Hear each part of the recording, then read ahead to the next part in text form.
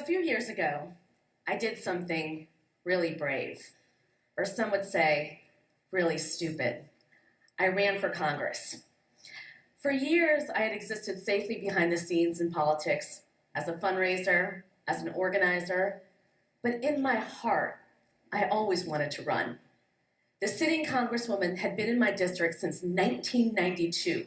She had never lost a race, and no one had really even run against her in a Democratic primary.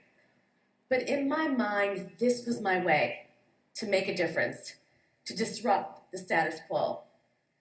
The polls, however, told a very different story. My pollsters told me that I was crazy to run, that there was no way that I could win. But I ran anyway.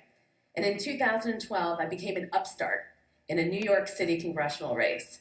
I swore I was going to win.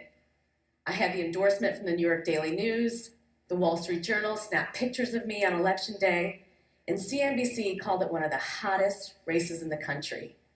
I raised money from everyone I knew, including Indian aunties that were just so happy an Indian girl was running. But on election day, the polls were right, and I only got 19% of the vote. And the same papers that said I was a rising political star now said I wasted $1.3 million on 6,321 votes. Don't do the math. It was humiliating.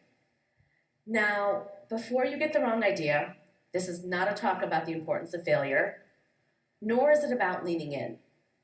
I tell you the story of how I ran for Congress because I was 33 years old, and it was the first time in my entire life that I had done something that was truly brave, where I didn't worry about being perfect. And I'm not alone.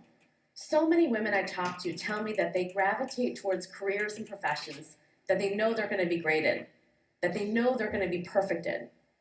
And it's no wonder why. Most girls are taught to avoid risk and failure. They're taught to smile pretty, play it safe, get all A's. Boys, on the other hand, are taught to play rough, swing high, crawl to the top of the monkey bars, and then just jump off head first. And by the time they're adults, and whether they're negotiating a raise or even asking someone out on a date, they're habituated to take risk after risk. They're rewarded for it. It's often said in Silicon Valley, no one even takes you seriously unless you've had 2 failed startups. In other words, we're raising our girls to be perfect, and we're raising our boys to be brave.